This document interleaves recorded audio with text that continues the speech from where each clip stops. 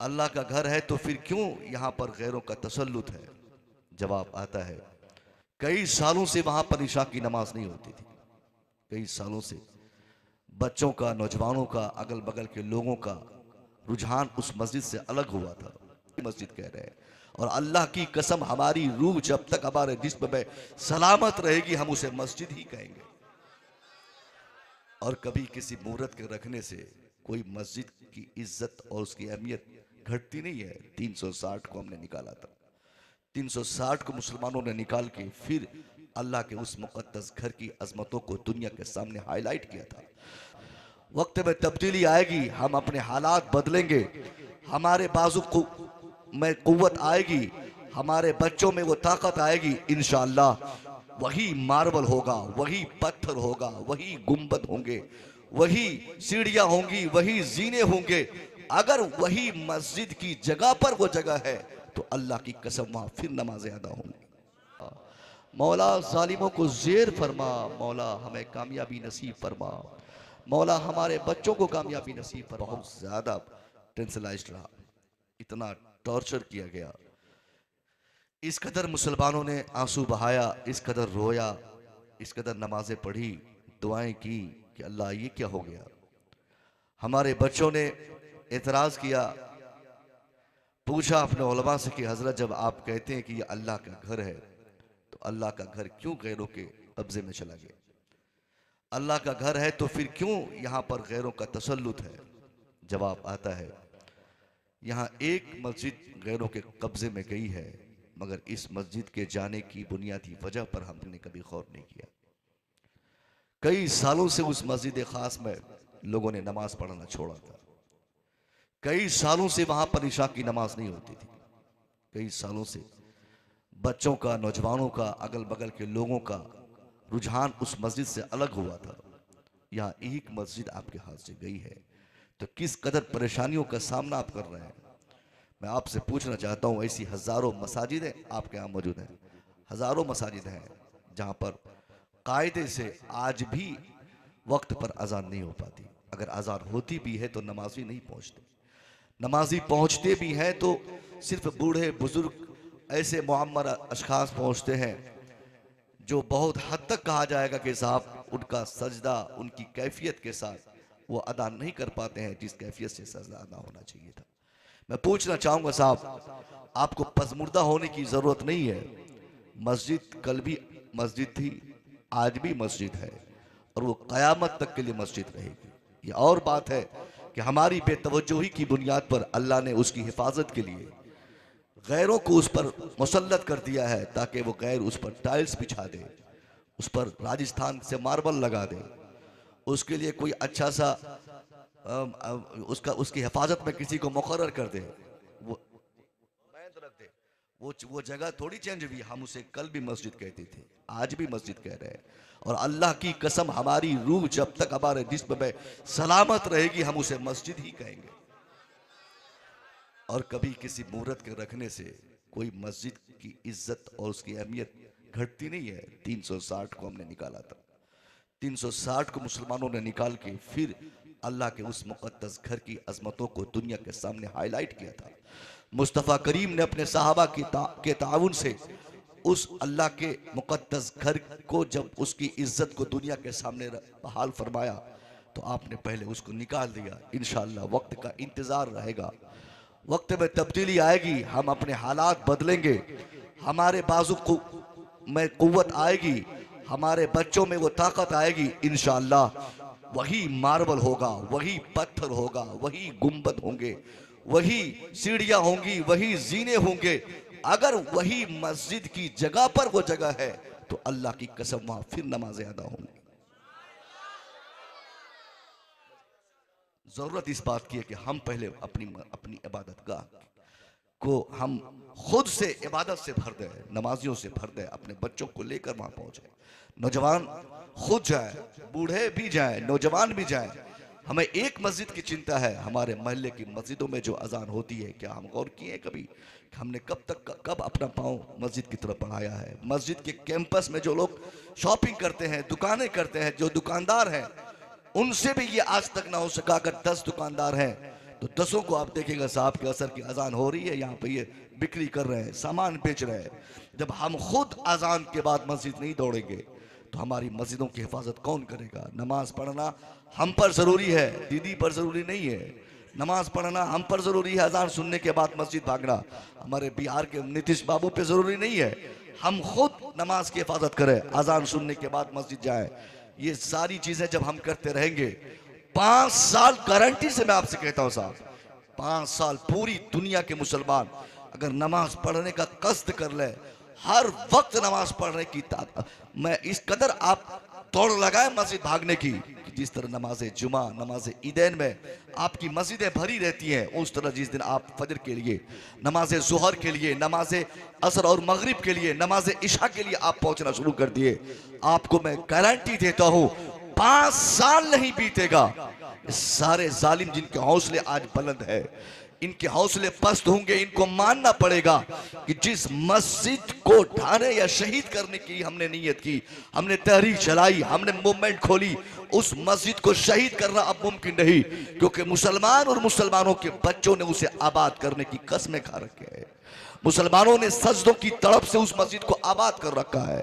मुसलमान वहां 24 घंटे रहते हैं। अभी मैं फेसबुक पे पढ़ा कि ऐसे भी लोग हमारी मस्जिदों में, मुसलमानों के बच्चे चले जाते हैं नमाज पढ़ने के लिए, जुमा के दिन अगर पंखा चलाना पड़ता है तो 5 बोर्ड हो रहा है तो 5 बोर्ड में ट्राई मारता है पंखा का बटन कौन सा है।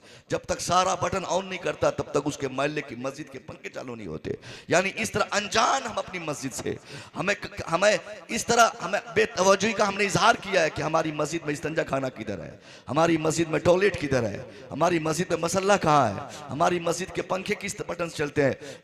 इन बातों का भी इल्म हमें नहीं होता और हम कहते हैं कि साहब ये ऐसा क्यों हो गया, वो वैसा क्यों हो गया। क्यों नहीं होगा? जब सालों से मस्जिदों में झाड़ू लगाने वाले कोई नहीं आएंगे तो अल्लाह किसी मेहनत के हवाले मस्जिद नहीं करेगा तो क्या करेगा? अल्लाह उसकी हिफाजत के लिए किसी जालिम को मुसल्लत नहीं करेगा तो क्या करेगा? क्योंकि हमने उसे पहले ही तो हमने उसे सजदों से छोड़ दिया था। हम आपसे अर्ज करना चाहेंगे ये सारी बातों पे कान धरने की कोई हाजत नहीं। हमें ऐसे सिचुएशन में जबकि पूरी दुनिया का हर इंसान जो हमारा मुखालिफ है, उन्होंने एक तहरीक, एक प्लानिंग कर रखी है, पूरी दुनिया की मैं बात कर रहा हूं, एक दो नहीं, हजारों तंजीम, हजारों ऐसे मूवमेंट आज तक बन चुके हैं जिनका मकसद है मुसलमानों का खात्मा, मुसलमानों की इबादत गाहों को बर्बाद करना, मुसलमानों की पहचान को ध्वस्त करना, मुसलमानों की शनाख्त मिटा देना, मुसलमानों के बच्चों की तवज्जो एजुकेशन से हटा देना, मुसलमानों में बेपर्दगी ला देना, मुसलमानों के बच्चों को उरिया कर देना। ऐसे जमाने में हम गुजर रहे हैं साहब, ऐसे जमाने से हमारा गुजर हो रहा है कि आज की तारीख में अगर हिंदुस्तान की मैं बात करूं, हिंदुस्तान में दर्जनों ऐसी तंजीमें सरगर्म अमल है कि उनकी कोशिश है कि मुसलमानों के बच्चे कैसे बर्बाद हो जाए, मुसलमान कैसे तबाह हो जाए, मुसलमानों का दिन, मुसलमानों की रातें कैसे अय्याशियों में कटे। मैं आपसे पूछना चाहूंगा, जिस जमाने में दुनिया के सारे व्यक्ति की तहरीक ये हो चुकी हो कि हमें वो बर्बाद कर देंगे, तो ऐसे मामलात में अगर हम भी सोए रहे, हमने अगर होश के नाखून नहीं लिया, अगर हम बेदार नहीं हुए, तो मैं कसम खा के कह सकता हूं वक्त से पहले उनको कामयाबी मिलेगी। जिन लोगों ने 2030 का सपना देखा है, जिन लोगों ने 2035 का सपना देखा है, जिन लोगों ने हमारी तबाही का 2050 का टारगेट दुनिया के सामने पेश किया है, वक्त से पहले उनकी तहरीक कामयाब होगी। वो इंसान कामयाब होंगे जिन्होंने बेपर्दगी हमारे माहौल में लादने की कोशिश की है, जिन्होंने जहालत फैलाने के लिए कसमें खा रखी है, जिन्होंने हमारे बच्चों को, हमारी बच्चियों को, हमारे माशरे को शरीयत से अलग करने के लिए 24 घंटे जो लोग बिल्कुल तैयार रहते हैं, वो लोग मियाद से पहले ही अपने मिशन में कामयाब होंगे। अगर हम वक्त से पहले बेदार न हुए, अगर हमने अपने बच्चों को बेदार नहीं किया, आज ये सारी बर्बादी की वजह सैयद साहब किबला फरमा रहे थे, प्रोफेसर बनना नहीं है, डॉक्टर बनना नहीं है, प्रोफेसर भी लोग बनते हैं, डॉक्टर भी लोग बन रहे हैं, पढ़ाई लिखाई खूब हो रही है। मैं आपसे पूछना चाहता हूं, यहां भी लोग अपने अपने बच्चों को पढ़ा रहे होंगे। कोई अपने बेटे को साहब 1 लाख रुपया सालाना देता होगा, कोई अपने बेटे को किसी इंजीनियरिंग कॉलेज में डाला होगा, कोई का सपना होगा मेरा बेटा IAS ऑफिसर बनेगा। एजुकेशन की हद तक इम्कान अगर हम जहां तक देखें तो एजुकेशन की कमी अब इस जमाने में नहीं है। हर समाज का हर व्यक्ति चाहता है मेरा बेटा मुझसे अच्छा पढ़ा लिखा रहे, मेरा बेटा मुझसे ज्यादा पढ़ ले, मेरा बेटा मुझसे ज्यादा कमाने वाला बन जाए। मगर इस तबाही की सबसे बड़ी वजह यह है, एजुकेशन हमारे पास है मगर इस्लामिक तरबियत हमारे पास नहीं। इस्लामिक समाज में रहकर कैसे एजुकेशन लेना है ये ज्ञान हमें नहीं है। अपने इल्म का इस्तेमाल हमें कैसे करना है ये हम में से बेशतर लोगों को नहीं मालूम है। एक बाप की जिम्मेदारी अगर अपने बच्चों को पढ़ाने की है, मैं उसी बाप का दामन पकड़ के कहता हूँ, आपने अपने बच्चों को मंटेसरी में डालने के लिए, इंग्लिश मीडियम में डालने के लिए, इंजीनियरिंग कराने के लिए, उसे मेडिकल की तैयारी के लिए, यूपीएससी की तैयारी के लिए आपने कलकत्ता में, दिल्ली में, मुंबई में, बेंगलोर में आपने उनको कोचिंग दिया, उनके लिए आपने जमीन बेची उनकी पढ़ाई के लिए। मगर मैं पूछना चाहता हूं, अगर आपके बच्चों को पढ़ाने की जिम्मेदारी अगर आपके कांधे पे है तो उसकी तरबियत की भी जिम्मेदारी आप ही के कांधे पर है। उसकी तरबियत आपसे ही हो सकती है। दुनिया में कोई ऐसी संस्था, कोई ऐसा इदारा, कोई ऐसा शोबा नहीं है जहां पे आपके बच्चों की 100% तरबियत की बातें की जाती हो, जहां पे 100% आपके बच्चों की नोरिशमेंट के साथ साथ उनकी बेहतर तरबियत का ख्याल किया जाता हो। अगर आपका बच्चा, आप चाहते हैं कि डॉक्टर के साथ साथ ईमानदार भी बने तो कोशिश आपको करनी होगी, इंजीनियर के साथ साथ अच्छा भी बने तो कोशिश आपको करनी है, आपका बेटा ऑफिसर भी बने और बेहतर इंसान भी समाज का हो तो इसके लिए आपको ही शुरुआत में काम करना होगा। अगर आप पैसा देते हैं तो बच्चों को सुधार करने का हक आपको हासिल है। मगर हमारा समाज इतना आज हमने खराब कर रखा है, रात के 12 बजे तक बेटा घर से बाहर चाउमीन के नाम पर, क्या बोलते हैं साहब, दोस्तों से मिलने के नाम पर, चाय पीने के नाम पर, टहलने के नाम पर 12 बजे रात तक हमारा बेटा घर से गायब रहता है। मगर हम अब 60 साल का बाप 60 साल की उम्र में, 80 साल का दादा 80 साल की उम्र में, उसकी जबान की कुव्वत सल्ब हो जाती है, वो अपने बेटे को ताखीर होने की वजह तक नहीं पूछता कि बेटा रात के 12 बजे तक तुम किसके दुकान पे, कहां पे तुम टहल रहे थे, कहां पे चाउमीन खा रहे थे। नहीं साहब, ये हमारा बेटा अगर रात के 12 बजे घर आता है तो पूछने की जिम्मेदारी हमें कबूल करनी होगी। हमें अपने बेटे को पूछना होगा, बेटा तुमने इतनी ताखीर से तुम घर क्यों आए, कहां तुम किसके साथ टाइम गुजार रहे थे। अगर बेटा मेरा कोचिंग करने की जिद करता है तो यही जिम्मेदारी हमारी नहीं कि 5000 लेंगे बेटे को कोचिंग के नाम पे दे देंगे कि जाओ पढ़ने के लिए। नहीं, इसके साथ साथ हमारी जिम्मेदारी ये भी है कि बेटा जहां पढ़ने जाता है, जिन बच्चों के साथ पढ़ने जाता है, जैसे वो घर से वहां से वापस आता है, उन तमाम हालात पर हमारे बच्चों की जितनी एक्टिविटीज होंगी उन सब पर हमारी बारीक नजर होनी चाहिए कि हमारा बेटा जाता किसके साथ है, पढ़ता किसके साथ है, आता किसके साथ है, बोलता किसके साथ है, पढ़ाने वाला कौन है।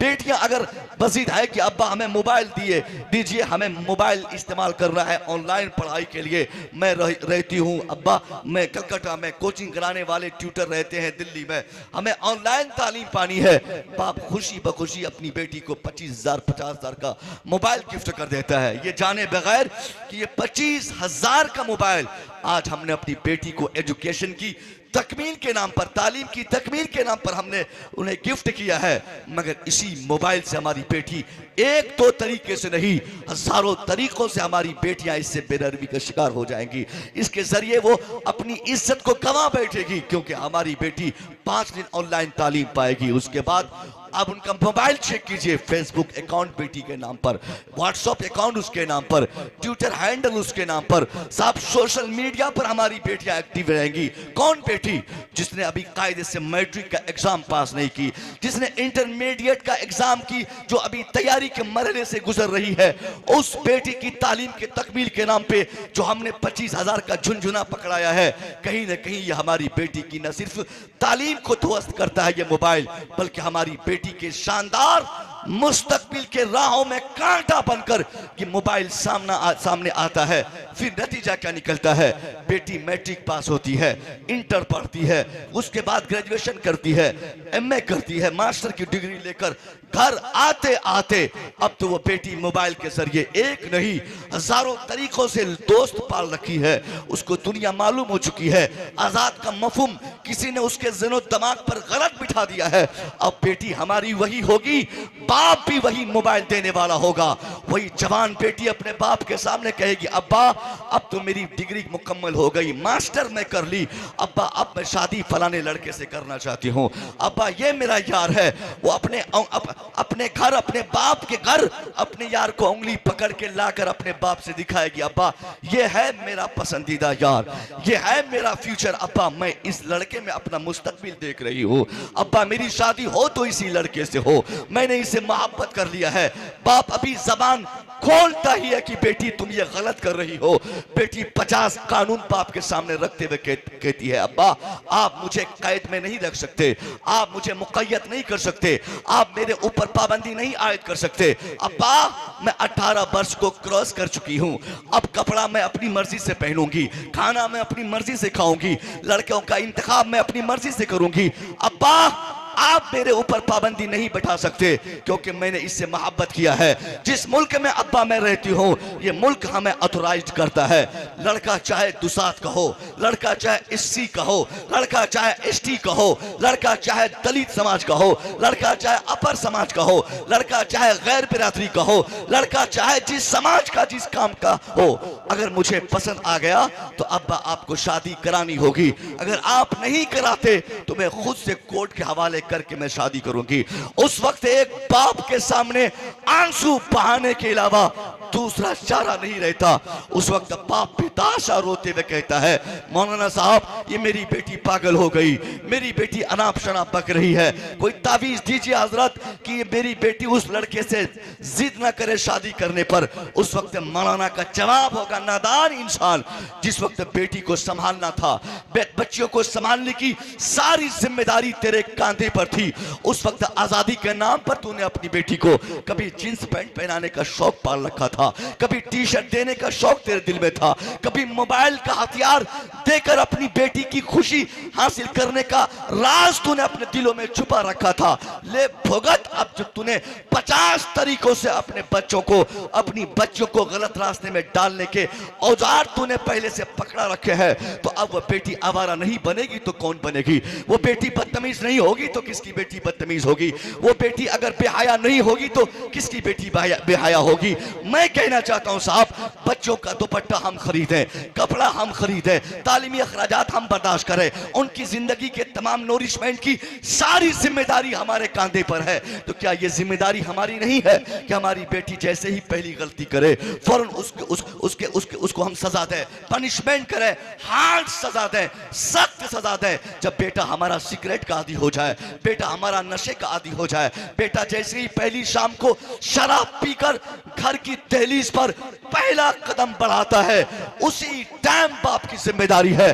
बाप अपने बेटे के लिए घर का सदर गेट खोलते ही अपनी जूती निकालकर 5 जूती कायदे से उस बेटे के सर पे पहली शाम को मारे। अल्लाह की कसम, पहली गलती पर अगर आपने अपने बेटे के सर पे जमा के 2-4 जूती थमा दिया, उसी दिन से आपका बेटा समझ जाएगा ये शराब किस कदर मोहलिक शय है, ये शराब किस कदर हानिकारक है, ये शराब किस कदर अनयूजफुल समाज के लिए है। फिर आपका बेटा आगे चल के हीरोइन की दवाई नहीं लेगा, हीरोइन की टैबलेट नहीं लेगा, वो नशे की इंजेक्शन और वैक्सीन नहीं तलाश करेगा। आज अगर हम में से किसी का बेटा वैक्सीन लेने का आदी है, अगर नशे की गोलियां खा रहा है, गलती उस बच्चे की कम उसके बाप की ज्यादा थी। जिस दिन आपको यह खबर हुई थी कि आपका बेटा बेरहमी का शिकार हुआ है, आपका बेटा नशे की तरफ भाग रहा है, आपका बेटा शराब पीने जा रहा है, आपका बेटा सिगरेट का आदी हुआ है, आपकी बेटी मॉल में जाकर अपने पसंद से गैर इस्लामिक लिबास को खरीद कर वो मेले में पहन कर जाने का शौक पाल रखी है और उसने पहन भी ली, बगैर दुपट्टे का वो चली गई। उस दिन माँ की जिम्मेदारी थी, बाप की जिम्मेदारी थी कि बेटी का बाल पकड़ के खींच के घर की दहलीज पर 2-4 झापड़ उसके चेहरे पर मारते हुए तादीबी कार्रवाई करते हुए उस बेटी को कहे, बेटी आजादी का तस्वुर तुम जिस मजहब का कलमा पढ़ती हो उस मजहब में ये नहीं कि तू जींस पहनो, बेहया हो जाओ, जहां चाहो वहां चली जाओ। बेटी जिस इस्लाम का तूने, तेरे बाप ने, तेरे खानदान वालों ने, तेरे समाज वालों ने दामन पकड़ा है, उस समाज का एक मखसूस लिबास है, उस समाज का एक ज़ाब्ता है कि बच्चियां घर से बाहर जाएंगी, उसका बाल तक नजर नहीं आएगा, उसके बाल का एक बाल भी, कोई एक जरा हिस्सा भी दूसरों की निगाहों के लिए जीनत का सामान नहीं बनेगा। जिस दिन आपने अपनी बच्चियों को समझाने की कसमें खा ली, खुदा की कसम, मुसव्वी रजा को पूर्णिया से कलकत्ता में आकर तबालत बड़ा सफर करके यहाँ आकर मशक्कत करके तकलीफ सहकर 25-50 हजार आपको भी नजराने और खाने में खर्च करके तकरीर करवाने की हाजत नहीं होगी। बिल्कुल आपकी ही तकरीर से, आपकी ही तबलीग से, आपकी ही तकरीर से आपके घर का माहौल जन्नती माहौल में तब्दील हो जाएगा। ये सारी जिम्मेदारी हमारी है कि नहीं भाई? या आजादी का ऐसा गलत मफहूम हमारे ज़हन और दिमाग में लोगों ने बिठाया है, ऐसा गलत मफहूम है कि हम जहां चाहे चले जाएं, हमारा बेटा जहां चाहे चला जाए, हमारी बेटी जहां चाहे चली जाए। साहब ये कोई मतलब हुआ? हम इस्लाम के मानने वाले हैं, इस्लाम का एक दायरा है, एक महदूद लिमिटेशन है, एक लिमिटेशन है, उसी लिमिटेशन में रहकर हमें जिंदगी गुजारनी है। इस्लाम ने जो आज़ादी का तस्वुर दिया है, बेटियां पढ़ना चाहती है, शौक से पढ़ाएं। पढ़ाई के लिए इस्लाम ने कभी भी बच्चियों को मना नहीं किया। दुनिया का पहला मजहब इस्लाम है जिन्होंने लड़कों के साथ साथ लड़कियों की तालीम पर भी तवज्जो दी है। एक बात बताओ मैं आपको, आर्टिकल 21 ए के अकॉर्डिंग आज हमारा संविधान कहता है कि एजुकेशन हमारे बच्चों का, और बोलना है, चलिए ठीक, इंशाल्लाह बोलूंगा जब तक आवाज साथ देगी, बोलूंगा, ठीक है? आप जाएं।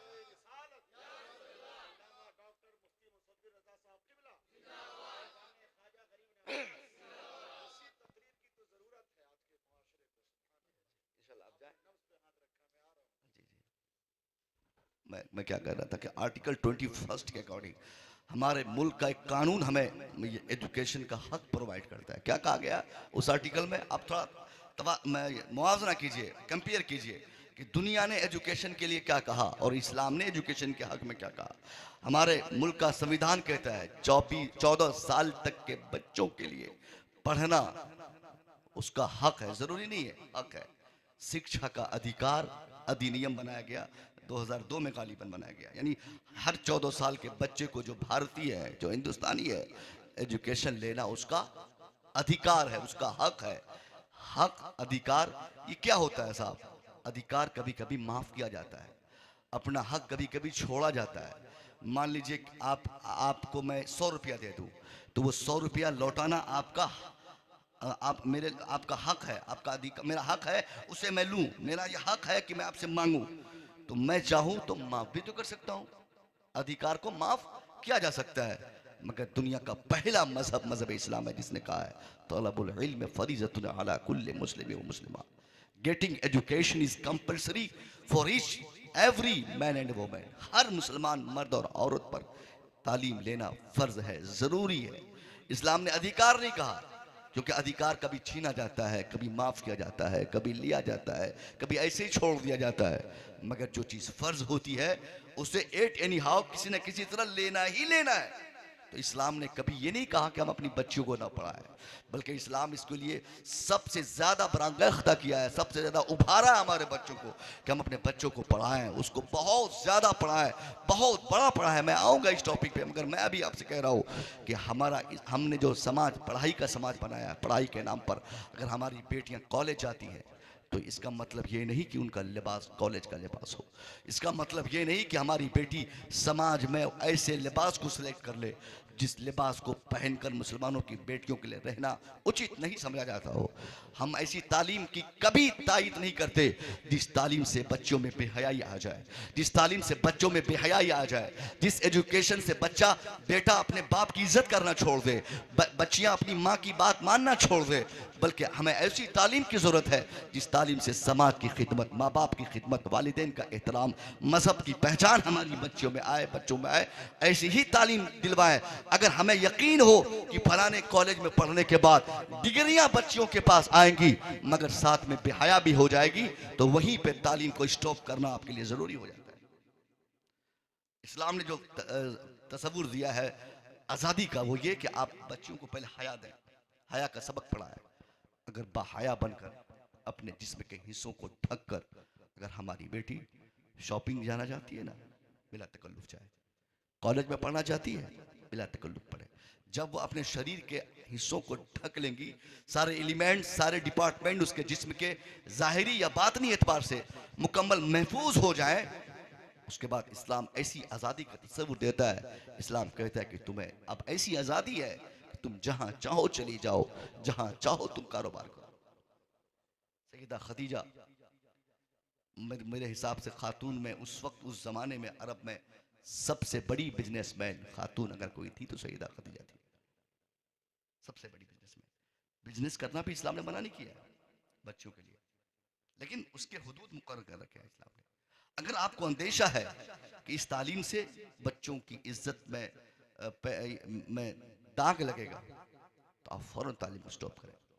हमारे लिए बच्चों को बहुत ज़्यादा पढ़ाना ये ज़रूरी नहीं है। हमारे लिए बच्चों को बहुत बड़ा पढ़ा लिखा हुआ डिग्रीदारी बना देना ये ज़रूरी नहीं है, बल्कि ज़रूरी ये है कि हम अपने बच्चों और बच्चियों को अच्छा और बेहतर इंसान बना दें। तालीम की कमी है।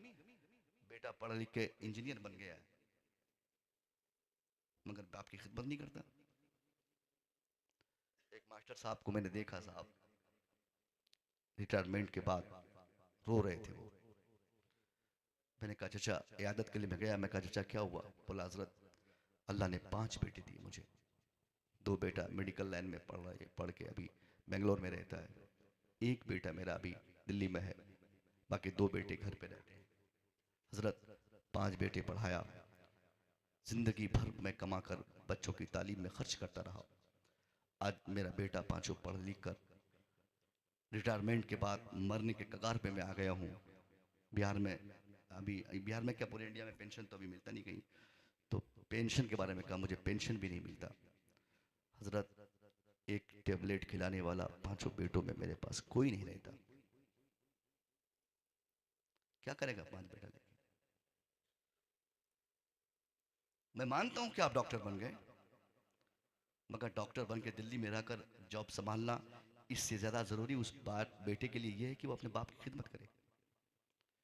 पॉसिबल हो तो बाप को ही रखे, अपने साथ रखे। जिस तरह बाप बचपने में 24 घंटे अपने बच्चों की निगरानी करता है, एक सेकंड के लिए अगर बाप अपने साथ अपने बच्चों को लेकर जाता है कहीं टहलने के लिए, उंगली पकड़ कर टहलाता है, कहीं छूट ना जाए, कहीं खो ना जाए, कहीं कोई तकलीफ ना हो जाए। किस दिन के लिए? इसी दिन के लिए कि बेटा पढ़ लिख कर जब पैसा कमाने वाला हो जाए तो बेटा इसी कमरे में आराम करे और बाप 4-4 घंटे तक पेशाब किए हुए बेडशीट पर सोया रहे। इसी दिन के लिए ऐसा है साहब।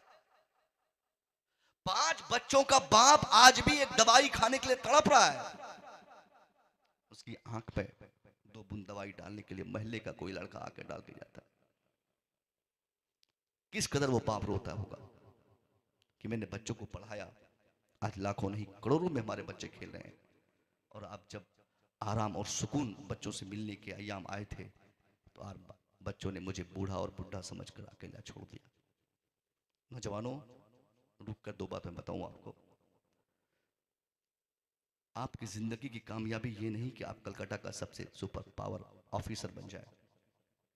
आपकी जिंदगी की कामयाबी इसमें नहीं कि आप दिल्ली का बहुत बड़ा ठेकेदार बन जाए, बल्कि आपकी जिंदगी की कामयाबी इससे है कि आप चाहे जितना पैसा कमाए, आपके वालिदैन आपसे खुश रहे, आपका बाप आपसे खुश रहे।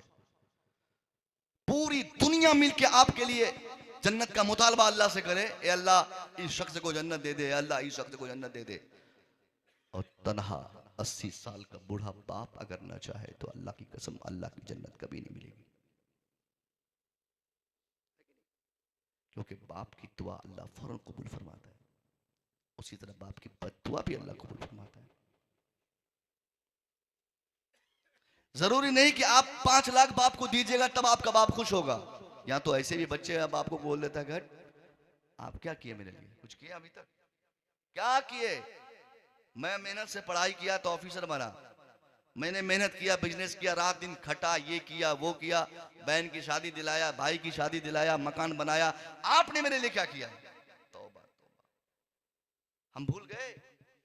मैं कहना चाहूंगा कि जिंदगी में अगर आपका बाप अगर आपके लिए कुछ भी ना करे, बहैसियत बाप वो आपके लिए सबसे बड़ा पीर है, सबसे बड़ा। आप सिर्फ यही बोलिएगा बाप को कि आपने क्या किया। ये नहीं देखते कि उनके बुढ़ापे में उनके सर के बाल क्यों उड़ गए, और ये जवानी में क्यों उड़ गए। आज अगर हमारे लोग अगर डायबिटिक पेशेंट है ना, शुगर के जो मरीज होते हैं, इसकी वजह ये नहीं कि वो रसगुल्ला बहुत खाता है, इसकी वजह नहीं कि ये चावल बहुत खाता है, इसकी वजह ये नहीं कि साहब वो परहेज नहीं करता, बल्कि इसकी बुनियादी वजह यही रहती कि उसको टेंशन बहुत रहता है। और टेंशन किसकी बुनियाद पर?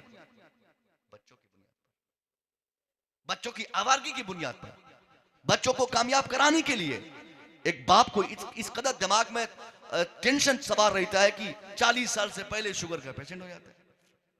नौजवानों, जिस दिन आपको एहसास हो ना कि आपका बाप आपके लिए क्या किया है, आप उस दिन क्या कीजिए, रात में बाप के सर के बाल को आप गिनिए कि अभी 40 साल भी उम्र नहीं हुई है, अभी बाल क्यों उड़ गए, या अगर हैं तो वाइट क्यों हो गए, सफेद क्यों हो गए।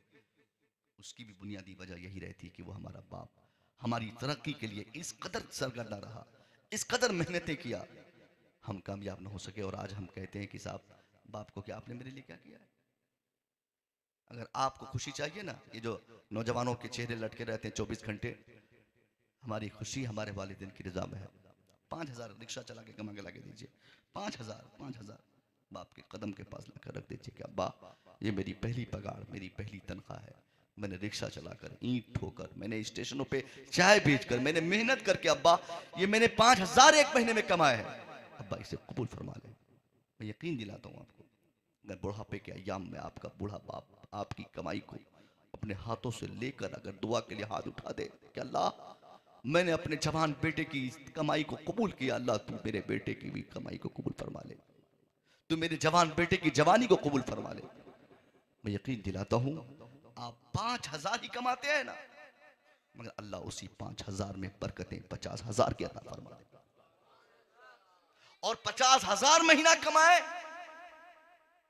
अब बाप पैसा के लिए फोन करे तो बोले कि कहां पैसा, वो सब खर्चा हो गया, बचपन करता देंगे कहां से, क्या लीजिएगा। पिछले महीना ने 500 दिए थे, एक महीना पहले अगर 500 देता है तो 500 बार उसकी बीवी बोलती है कि बुढ़वा को 500 रुपया पिछले महीना दिया है। अरे अनाप शनाप खर्चे आपने करवाए उनसे बचपन से, ये लेंगे वो लेंगे, साइकिल लेंगे, गुब्बारा लेंगे, मेला से शुरू किया आपने, लास्ट तक मोबाइल और गाड़ी और अपाची तक आप आ गए। उस बेचारे ने जमीन तक बेच दी, मकान तक बेच दिया, जेवरात बंधक रख दिए, उसने कभी दुनिया से नहीं कहा कि मैंने बच्चों के लिए ये किया। और आज 500 दिए तो आप बोल रहे हैं हमने 500 दिया है। नौजवानों, ये कोई अरबी में बात नहीं कर रहा हूं, बात आ गई यहां तक कि ये सब इसलिए हो रहा है कि एजुकेशन के साथ साथ तरबियत भी होनी चाहिए। तरबियत की कमी की बुनियाद पे बच्चों में ये सारे खलजान आते हैं, कमी हमारी रहती है। आप बचपन से ही बच्चों को ऐसी तरबियत है कि कभी बेवफा ना हो पाए। एक चीज हमारे समाज में और बहुत आम हो गई है, हॉस्टल में बच्चों को डालना। 6 साल का बच्चा, 5 साल का बच्चा हॉस्टल में पढ़ रहा है, मैं सख्ती से ऐसी फिक्र की मुखालफत करता हूँ, सख्ती से नहीं, कतअन अब अपने बच्चों को उम्र से पहले हॉस्टल ना भेजें। बाप इसलिए भेज देता है कि वहां रहेगा, एक अच्छा वातावरण मिलेगा, यहाँ रहेगा तो गुल्ली डंडा खेलने में टाइम बिता देगा, बदमाशी करेगा, और वहां रहेगा तो ठीक बनेगा। नहीं, वहां भी डकैत बन सकता है। क्या कॉलेज से डकैत नहीं आते हैं? क्या कॉलेज में चोर पैदा नहीं होता है? क्या कॉलेज में बदमाश और बेहया पैदा नहीं होते हैं?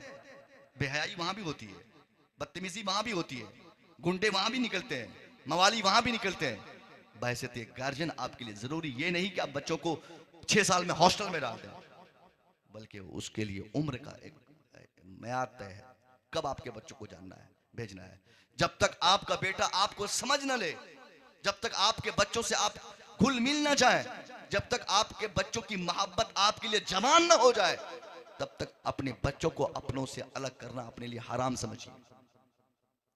जिस बच्चे को बचपने में 6 साल में बाप निगाहों से दूर कर देगा, हजरत बच्चों को भेज देगा, वो बेटा क्या पहचानेगा माँ क्या है बाप क्या है? जानेगा? उसको तो माँ की मोहब्बत कभी मिली ही नहीं, बाप का प्यार तो कभी पाया ही नहीं, बाप से तरबियत तो उसने कभी ली ही नहीं। घर वालों का अखलाक, उनसे मोहब्बत के किरदार उनकी जिंदगी में हम कैसे खोजेंगे तो मिलेगा? क्योंकि उन बच्चों, वो बच्चा जब होशियार हुआ तो क्या बोलते हैं कि हॉस्टल में होशियार हुआ है, और वहाँ सारे बच्चे रहते हैं, कोई बदमाश घर से, कोई अच्छे घर से, कोई शरीफ घर से, कोई वो घर, सब तरह के हालात उनमें पैदा हो जाते हैं। इसलिए बच्चों को सबसे ज्यादा जरूरी है कि आप अपनी निगाहों में रखें, बेहतर तरबियत दें। जैसे सुबह उठे, उनके लिए आप पूरे दिन का दिनचर्या सामने पेश कर दे। आप बेटा नाश्ता करो, बेटा किताब लो, बेटा नहा के आओ, बेटा गलत बात मत बोलो, बेटा जबान साफ रखो, बेटा ये गलती गंदी बात मत बोलो। ये सारी चीज आप बताएंगे, स्कूल का मास्टर या किसी इदारे का उस्ताद नहीं बताएगा, ये आपको बताना है। किताबों में जो बातें लिखी रहती हैं असातिज़ा वही चीज पढ़ाते हैं, मगर अखलाक में बुलंदी पैदा करना ये घर वालों की जिम्मेदारी है। मेरी बातों का सेंस ये है कि यही तरबियत है। कुरान अजीम ने तरबियत की इतनी बड़ी जिम्मेदारी हमें दी है। कुरान ने सिर्फ ये नहीं कहा कि साहब आप नमाज पढ़ते तो आप कामयाब होंगे। नबी फरमाते हैं, मुस्तफ़ा करीम ने एक जहन दिया, सरकार फरमाते कुल्लुकुम राइन व कुल्लुकुम मसऊलुन अन रइयती, everyone from your society is the monitor. तेरे समाज का हर शख्स अपने समाज का जिम्मेदार है, मॉनिटर है, निगरां है, रहबर है, और हर मॉनिटर से, हर रहबर से उनकी रहबरी के बारे में सवाल किया जाएगा। अगर आपका बेटा शराबी बना है ना, इसकी शराब पीने की सबसे बड़ी वजह आपसे अल्लाह पूछेगा कि तूने तो नमाज पढ़ा, तुम तो हज भी किए, तुम तो मुफ्ती साहब बन गए, तुम तो मास्टर साहब बन गए, बच्चे क्यों आवारा हो गए, बच्चे क्यों पागल हो गए, बच्चे क्यों बदतमीज हो गए? इसलिए हमारी कोशिश ये भी रहे कि हम भी नमाज पढ़ें, और हमारी नमाज के साथ साथ हमारे बच्चे भी नमाज पढ़ें। बच्चों को डांटने और पीटने से सुधार उसमें पैदा नहीं होगी। बच्चों को सुधारने के लिए पहले आपको भी उसमें अमल करना पड़ेगा। आप कान में ईयरफोन ठूस लीजिए, मोबाइल देखिए, यूट्यूब निकालिए और उनको डांटते रहिए, रखता मोबाइल, अरे रखेगा, रख मोबाइल रख, और आप खुद देख रहे हैं तो 2 मिनट के लिए धर देगा, वो रख देगा, उसके बाद फिर मस्ती में डूब जाएगा। हमने आजमाया साहब, बाप एक दिन जुमा पढ़ने जाता है ना हफ्ते में, एक दिन जुमा पढ़ता ना, 11 बजे अगर बच्चों को मालूम हो जाए कि आज जुमा है, चला गया बच्चा, वो छोटा बच्चा को मालूम हो जाए कि आज जुमा है, फ्राइडे है, तो 11 बजे से ही वो तैयारी शुरू कर देगा। साबुनदानी लेके बाप के पीछे पीछे घूमता है, तौलिया लेके घूमता है, ताकि उसका बाप उसको भी नहलाए, उसे भी कपड़ा पहनाए, उसे भी मस्जिद ले जाए, वो भी नमाज पढ़ने जाए। तो अगर जो बाप हफ्ते में एक दिन नमाज पढ़ता है, तो बेटा भी उसके साथ जाने की जिद करता है। वो बाप अगर 5 टाइम पढ़ेगा तो क्यों नहीं बच्चे पढ़ेंगे? बाप को खुद पहले इस पर अमल करना पड़ेगा। अगर आप चाहते कि आपके बच्चों की जिंदगी मोबाइल की दुनिया से अलग हो जाए, तो आप भी सिंपल सा मोबाइल खरीद लीजिए, जरूरतन घर पे रखिए, और उसमें पाबंदी लगा दीजिए कि घर की किसी भी औरत को उस मोबाइल को उठाने की इजाजत तक नहीं होगी, रिसीव करने की। फिर आपका बेटा खुद खुद ब खुद समझ लेगा कि लगता है मोबाइल बहुत मुफीद चीज है। आज जितनी खुराफात, जितनी खराबियां आज हमारे समाज में नजर आ रही हैं, बच्चियों में, बच्चों में, उसका सबसे बड़ा रीजन भी मोबाइल ही है। मोबाइल है, मोबाइल। सोने की परत चढ़ाकर आप दीवार के अंदर 5 तल्ले पे अगर अपनी बेटी को रखते हैं और सिर्फ 5,000 का मोबाइल दे दीजिए, वहीं से छलांग लगा देगी वो। हाँ, सबसे बड़ा हथियार वही है कि आप उसको पकड़ा दीजिए मोबाइल और वहां से फान जाएगी। फिर आप बोलिएगा हजरत 5 तल्ला पे रखते थे, कैसे भाग गई? अरे भागेगी नहीं, सीढ़ी लगा लेगी, रस्सी मंगवा लेगी, सारा कनेक्शन पूरी दुनिया से उनका वो छत पे बैठ के है, पूरी दुनिया को अपने मुट्ठी में कर रखी है, चूंकि आपने उसे 5,000 का मोबाइल जो पकड़ा दिया है। इसलिए आप भी अलग रहें इस दुनिया से और अपने बच्चों को भी अलग करें। और इसके किसी भी चीज का बच्चों को आदी बनाने के लिए, उस पर प्रेशर डालने के लिए, ये जरूरी नहीं कि आप उसको पीटें। पीटना जब हद से ज्यादा हो जाए तब। पहले यह है कि आप उनके ऊपर उनको ऐसा माहौल दें। आप 5 दिन अपने बेटे को कहिए कि चलो फजर की नमाज पढ़ने, 5 दिन कहिए। सुबह उठाइए जवान बेटे को, अरे उठ अजान हो गई है। एक दिन बेटा आंख मल के उठेगा, बैठ जाएगा। दूसरी सुबह को भी उठेगा, रूम से बाहर जाएगा। तीसरी सुबह को वो मस्जिद के दरवाजे से वापस आ जाएगा। 5-7 दिन 10 दिन लगातार आप उठाते रहिए। माँ बेटी को, बाप बेटे को, बड़ा भाई छोटे भाई को, दादा पोते को, बड़े लोग छोटे लोगों को नमाज के लिए खुद जाएं और खुद जाते वक्त उठा दें, दरवाजा खटखटा दें। 10 दिन तक प्रैक्टिस आप ये करेंगे ना, 11वां दिन फिर आपका जवान बेटा सोएगा नहीं, बल्कि अजान फजर से पहले ही आपके तकिए के पास खड़ा रहेगा कि आज अब्बा मुझे नहीं बेदार करेंगे, बल्कि इधर अजान होगी और मैं अब्बा को बेदार करूंगा। क्योंकि वो यकीन कर लेगा कि अब्बा हमको मस्जिद भेजवा के छोड़ेंगे, नमाज पढ़वा के छोड़ेंगे। हमारे शफिया में एक मास्टर साहब हुआ करते हैं, इसी कलकत्ता के, शायद मेरे ख्याल से इसी इलाके के जी, मास्टर फैयाज साहब। मास्टर फैयाज साहब बहुत मोटी लाठी लेके चलते हैं वहां पर शफिया में पीटने के लिए।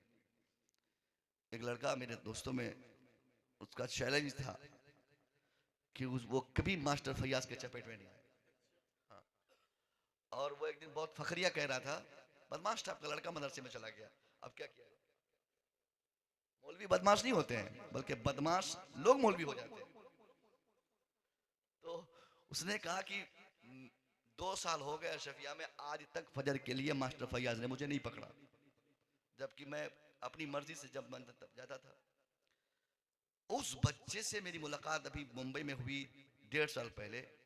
उस हजरत से मुझे पता चला कि तहज्जुद की भी नमाज वो पढ़ रहे हैं। वहां डंडे चल रहे थे तो नमाज नहीं पढ़ रहा था, वहां डंडे चल रहे थे तो नमाज नहीं पढ़ रहा था। पता चला इतनी तब्दीली इसलिए आई कि उसका बाप भी आलिम, उसकी माँ भी शरीफजादी, और उस घर का वो लड़का जब तक मदरसे में रहा शरारत करता रहा। दस्तार के बाद जब घर गया, घर में ऐसा बेहतरीन माहौल पाया कि अपने आप को उसी माहौल में डाल दिया। जो चीज वो मदरसे में नहीं सीख सका, वो घर के माहौल में उसने पा लिया। वो हाशिम आमला, क्या नाम उसका, हाशिम आमला है ना? नहीं, एक फिल्मी एक्टर है ना, हाशमी, इमरान हाशमी, वो सब याद रहता है उन लोगों को। इमरान हाशमी के बारे में आपको मालूम है? बाज़ाब्ता हाफिज है ना? और देखिए उनको भी मालूम है हाफिज है। और एक हाफिज कुरान इतना बड़ा बदतमीज कैसे हो सकता है? इस कदर वाहियात गाने बजाना, डांस करना और साथ फिल्मी दुनिया को प्रमोट करना, ये सब कैसे उनसे मुमकिन हो सका? जब आप ये इसके तह में जाएंगे खोजने के लिए, पता चलेगा उनके घर वाले माँ बाप पहले से इस मैदान में है। तो बेटा हिफ्ज करके आ भी जाए घर और बाप ऐसा ना रहे, तो यकीनन बच्चों में वो माँ बाप के किरदार असर कर जाएंगे। बेहतर यह है अपने बच्चों की तरबियत के लिए आप खास तवज्जो दें। जब तक आप खास तवज्जो नहीं देंगे, तब तक आपका समाज नहीं बन सकता है। ये सारी जिम्मेदारी हमारी है। बच्चों के लिए मैंने पैगाम दिया, बच्चों, नौजवानों, आप अपने माँ बाप की कदर करो, उनकी इज्जत करो, समाज की इज्जत करो, बड़ों की इज्जत करो। बड़े लोगों की जिम्मेदारी है बच्चों को पढ़ाने के साथ साथ उनकी बेहतर तरबियत की आप फिक्र करें। यकीनन तरबियत की कमी की बुनियाद पर आज हमारी ये हालत पूरी दुनिया में है। इस बुरी हालत से निपटने के लिए सबसे बड़ा हथियार यही है कि हम बाशऊर और ऐसा गैरतमंद इंसान बन जाएं कि हमारी जिंदगी के एक हिस्से में इस्लाम समझ में दुनिया को आने लगे। हम मुस्कुराएं तो लोग समझे कि मुसलमानों का मुस्कुराना ऐसे ही है। हम चलें तो लगे कि मुसलमानों का चलना ऐसे ही है। हम बोले तो लगे कि मुसलमानों का बोलना ऐसे ही है। हम जो भी काम करें अपने इस्लामिक दायरे में, उसके हुदूद में रहकर काम करें। खुदा की कसम, दुनिया में कोई ताकतवर इंसान ऐसा नहीं बना है जो साहिब ईमान को धमका सके, उसको मार के भगाने की बातें कर सके और वो कामयाब अपनी तहरीक में हो जाए, बशर्ते ही कि हम मुसलमान बने रहें। हमारी तहरीक जो इस्लामिक तहरीक है वो हमारे समाज के हर फर्द की जब तक जरूरत न बन जाए तब तक ये कामयाबी हमें मैसर नहीं होगी। फिर रोने के सिवा हमारे पास कोई ऑप्शन नहीं होगा। एक नहीं, हजारों मसाजिदों को उन लोगों ने टारगेट में ले रखा है, हजारों समाज को उन लोगों ने अपने निशाने पर रखा है, हजारों नौजवानों को उन लोगों ने अपने निशाने में रखा है कि अब इसको टारगेट में लेना है, अब इस पे अटैक करना है, अब इसको अपने तसल्लुत में करना है, अब इसको कब्जे में करना है, अब इसको अपने पास रखना है। हम आपसे कहना चाहेंगे ऐसे हालात में अगर हम सोए रहेंगे तो यकीनन वो कामयाब होंगे। हमें एजुकेशन भी लाना है, इस्लाम भी लाना है, तरबियत भी देनी है, तालीम भी देनी है। मैं आपसे पूछता हूँ, मुझे यकीन है कि इतने बड़े मजमे में आप में से, हम में से शायद ही किसी का बेटा ऐसा होगा जो इस वक्त डॉक्टर बनने की कोशिश कर रहा होगा, शायद ही कोई ऐसा होगा जो अपने बेटे को वकील बनाना चाहता होगा, शायद ही कोई ऐसा होगा जो बड़ा ऑफिसर बनने की कोशिश कर रहा होगा। हम असली तालीम भी लें, दीनी माहौल में असली तालीम लें, यही हमारी जरूरत भी है। हम आपसे नहीं कहेंगे कि आप मौलाना बन जाइए, क्योंकि ये आपसे होगा भी नहीं, आप लोगों से होगा भी नहीं। तो साहब जब आप आलिम नहीं बन सकते, हाफिज आप अपने बच्चों को नहीं बना सकते, क्योंकि आपके दिमाग में ये सवाल है कि साहब हाफिज बनाएंगे तो कमाएगा क्या, कितना कमाएगा, कैसे भी शादी होगी, कैसे घर चलाएगा। इसलिए आप अगर हाफिज आलिम अपने बच्चों को नहीं बना सकते तो कम से कम वही तो बनाइए जहां से पैसे आते हैं। डॉक्टर बना दीजिए, वकील ही बना दीजिए। माननीय सुप्रीम कोर्ट के आदेश जो हुए उसकी वकालत करने में हमारे किन किन बच्चों ने अपनी भूमिका निभाई, कभी आपने पढ़ा उसका स्टेटस? खोजने से वकील नहीं मिलता है। अगर हम वकील नहीं बना सकते तो हमें रोना छोड़ देना चाहिए। ऑफिसर नहीं बना सकते, आज दावे से बोलते कि हमारी तादाद इतने परसेंट हम है। अरे हमारी तादाद गोश्तों की दुकान में 20% है, बिरयानी की दुकान में 40% है, कबाब की दुकान पर 80% है, मेले ठेले में 80-90% है। एजुकेशन के मैदान में हम आज भी गिरे हुए हैं, SC ST समाज से भी पिछड़े हुए हैं। कितने बच्चे हमारे ऑफिसर बन पाते हैं? इसलिए मैं आपसे मुअद्दबना गुजारिश करूंगा, आप शिक्षा के को बल देने के लिए एजुकेशन को कंपलसरी समझें। एजुकेशन को कंपलसरी समझने के लिए आप अपने बच्चों को पढ़ाएं, अपने बच्चों को ऐसा पढ़ाएं कि समाज चाहे जिसका हो, उस समाज का सबसे बड़ा ऑफिसर आप ही का बेटा हो। फिर कोई आपका हक छीनने के लिए नहीं आएगा। मैं दुआ करूंगा मौला तबारक तआला बोलने में मुझसे, सुनने में आप सामीन से जो खता हुई हो अल्लाह इसे दरगुजर फरमाए। यकीनन मैंने अपने मौजू और मवाद के साथ इंसाफ नहीं किया, क्योंकि यहाँ तकरीबन अफराद के चेहरे में पढ़ रहा हूँ, इनके चेहरे से यही इबारत हमें समझ में आ रही है कि साहब जल्दी ख़त्म करो यार, ठंडी लग रही है।